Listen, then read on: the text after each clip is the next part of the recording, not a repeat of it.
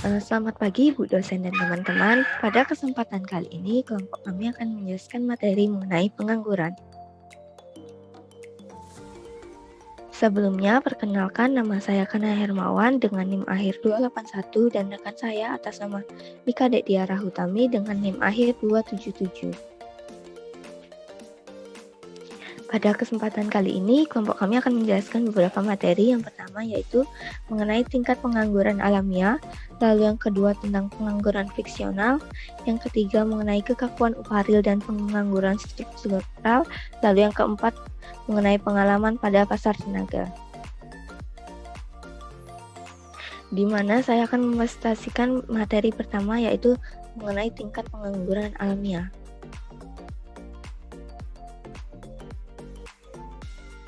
Pengangguran merupakan suatu keadaan di mana seseorang yang tergolong dalam kategori angkatan kerja tidak memiliki pekerjaan dan secara aktif tidak sedang mencari pekerjaan. Menurut Sukirno, pengangguran adalah seseorang yang sudah digolongkan dalam angkatan kerja yang secara aktif sedang mencari pekerjaan pada suatu tingkat upah tertentu, tetapi tidak dapat memperoleh pekerjaan yang diinginkan. Pengangguran pada prinsipnya mengandung arti output dan kesengsaraan bagi seorang yang tidak bekerja dan merupakan suatu bentuk pemborosan sumber daya ekonomi. Di samping memperkecil output, pengangguran juga memacu pengeluaran pemerintah lebih tinggi untuk keperluan kompensasi pengangguran dan kesejahteraan. Tingkat pengangguran alamiah adalah kombinasi dari pengangguran gesekan dan struktural yang berlangsung dalam ekonomi yang efisien dan berkembang ketika pasar tenaga kerja dan sumber daya berada dalam equilibrium. Terjadinya gangguan misalnya pergeseran siklus dalam sentimen investasi akan menyebabkan pengangguran aktual menyimpang secara terus-menerus dari tingkat alamiah dan sebagian ditentukan oleh faktor permintaan agregat sebagaimana di bawah pandangan Keynesian tentang penentuan output.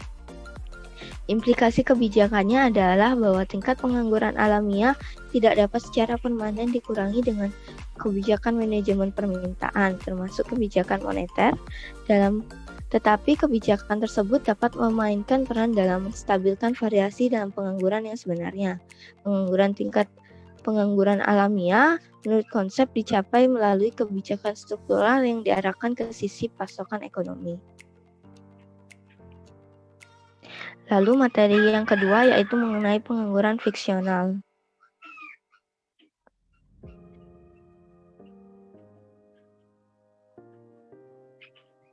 Pengangguran ini terjadi dikarenakan adanya sebuah kesulitan yaitu mempertemukan pencari kerja dengan lowongan pekerjaan. Hal ini banyak terjadi karena banyak hal, tetapi biasanya letak geografis dan kekurangan informasi menjadi penyebab utamanya. Selain itu, para pencari kerja yang berhenti karena mencari kesempatan yang lebih baik juga termasuk dalam golongan ini. Pengangguran friksional terjadi ketika pekerja yang menganggur belum menemukan pekerjaan baru yang cocok. Dibutuhkan waktu bagi pekerja ketika mereka berpindah dari satu posisi ke posisi lain, terutama untuk pekerjaan dengan gaji yang lebih tinggi. Penyebab pengangguran fiksional yaitu butuh waktu bagi seseorang untuk menemukan pekerjaan yang tepat dan mulai bekerja. Jeda waktu ini dapat terjadi karena alasan berikut. Yang pertama, yaitu pencarian informasi, di mana para pekerja masih mencari informasi mengenai lowongan pekerjaan yang ada. Lalu yang kedua, yaitu proses rekrutmen dan negosiasi, di mana setelah mencari informasi dan mendapatkan informasi, para pekerja harus melalui proses rekrutmen dan proses negosiasi. Lalu yang ketiga, tidak ada urgensi untuk menempatkan pekerjaan yang baru, di mana para pekerja ini tidak membutuhkan pekerjaan yang baru dalam waktu yang sangat dekat. Lalu yang keempat, meluangkan waktu untuk menemukan lowongan yang tepat, di mana para pekerja biasanya memilih pekerjaan mana yang sesuai dengan bakatnya. Lalu yang kelima, pekerja terkadang tidak memiliki perincian lengkap tentang di mana lowongan kerja berada, di mana minimnya informasi mengenai lowongan pekerjaan ini menjadi salah satu penyebab pengangguran friksional. Lalu yang keenam, lowongan mungkin tersedia tetapi tidak memerlukan keterampilan mereka. Seringkali terjadi banyak lowongan kerja tapi tidak sesuai dengan keterampilan yang dimiliki oleh para pencari pekerjaan. Nah, dampaknya pengangguran friksional terhadap ekonomi ini dalam jangka pendek, pengangguran friksional relatif tidak berbahaya bagi perekonomian. Hanya masalah waktu untuk menemukan pekerjaan yang tepat. Terkadang, peningkatan pengangguran friksional dapat mengindikasikan peningkatan kualitas pekerja. Pekerja ingin pindah ke yang baru karena mereka menginginkan gaji yang lebih tinggi, mengingat peningkatan keahlian mereka. Oleh karena itu, dalam hal ini pengangguran friksional yang tinggi menunjukkan lebih banyak pasokan pekerja yang berkualitas. Tetapi jika tidak terus berlanjut dalam jangka panjang, masalah pengangguran ini menyebabkan frustasi bagi para pekerja. Karena periode pengangguran yang panjang, produktivitas pekerja dapat menurun. Nah, adapun upaya dalam mengatasi pengangguran friksional yaitu yang pertama dengan menyediakan informasi lowongan pekerjaan yang lebih baik untuk para pekerja. Dan sekarang internet memfasilitasi aliran informasi tersebut. Lalu yang kedua, menggunakan internet untuk memfasilitasi informasi. Lalu yang ketiga, pemerintah dapat meningkatkan mobilitas tenaga kerja, misalnya dengan memberikan insentif kepada pengusaha yang memberikan fleksibilitas kepada calon karyawan untuk meningkatkan dan mendiversifikasi pengetahuan dan keahlian mereka. Sekian presentasi dari saya, akan dilanjutkan oleh rekan saya. Terima kasih. Saya akan menjelaskan mengenai materi yang ketiga, yaitu kekakuan upah real dan pengangguran struktural.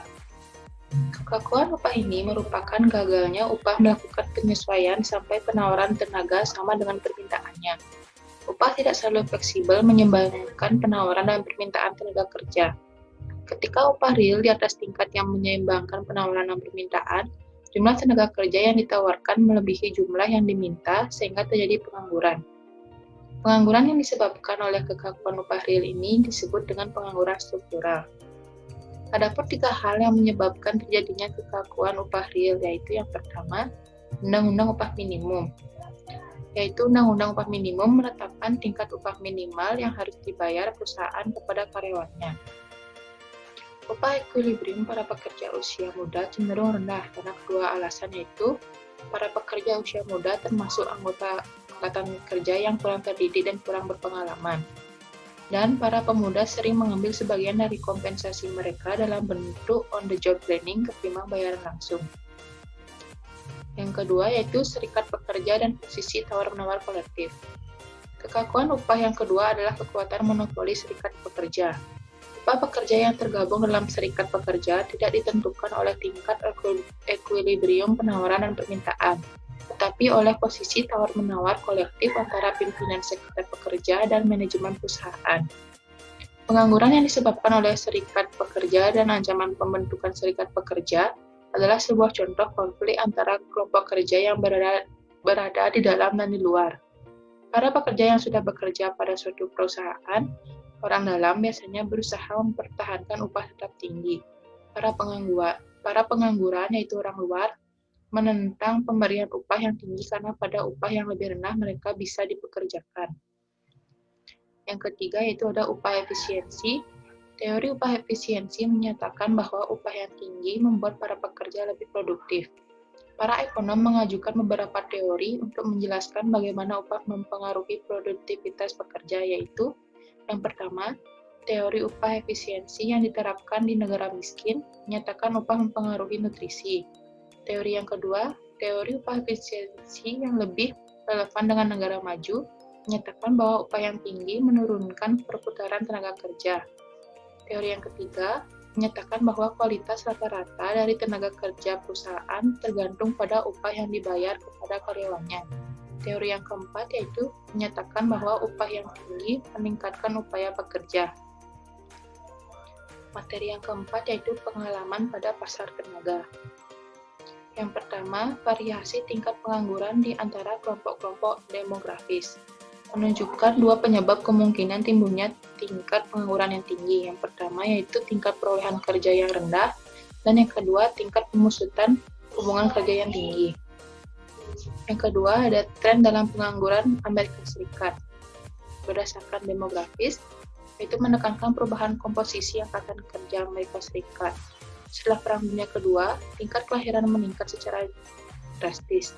Namun perubahan demografis ini tidak sepenuhnya menjelaskan tren pengangguran, karena tren yang sama muncul pada kelompok-kelompok demografis yang tetap. Selanjutnya, pergeseran sektor. Semakin besar jumlah lokasi sektoral, semakin besar tingkat pemutusan hubungan kerja dan semakin tinggi pengangguran friksional. Yang ketiga yaitu produktivitas. Dalam teori standar pasar tenaga kerja, produktivitas yang tinggi menunjukkan peningkatan permintaan tenaga kerja dan upah real yang lebih tinggi, namun pengangguran tetap. Yang ketiga, transisi masuk dan keluar dari angkatan kerja. Tidak semua pengangguran berakhir dengan memperoleh kerja. Hampir separuh dari seluruh masa pengangguran berakhir dengan penarikan para pengangguran dari pasar tenaga kerja. Sebagian individu yang merasa diri mereka menganggur tidak serius mencari pekerjaan dan mungkin lebih tepat dianggap keluar dari angkatan kerja. Di sisi lain, sebagian individu mungkin meningkatkan pekerjaan, tetapi setelah mencarinya dan belum juga berhasil, mereka menyerah. Para pekerja yang putus asa atau discouraged workers ini dianggap keluar dari angkatan kerja. Selanjutnya, meningkatnya pengangguran di Eropa. Banyak ekonom percaya bahwa masalah itu berasal dari besarnya tunjangan menganggur yang dinikmati oleh para pengangguran, digabungkan dengan turunnya permintaan terhadap para pekerja tidak terlatih dibandingkan para pekerja yang terlatih. Sebagian besar negara Eropa memiliki program tunjangan yang sangat dermawan bagi para pengangguran. Negara-negara yang lebih banyak tunjangan bagi para pengangguran cenderung memiliki tingkat pengangguran yang lebih tinggi. Baik, sekian presentasi dari kelompok 4. Terima kasih.